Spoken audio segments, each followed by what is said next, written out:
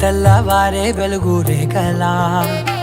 పచ్చ పచ్చ పచ్చి మట్టి బొమ్మలా అల్లి బిల్లి వెన్న పాల నురగలా అచ్చ తెలుగు ఇంటి పూల కొమ్మలా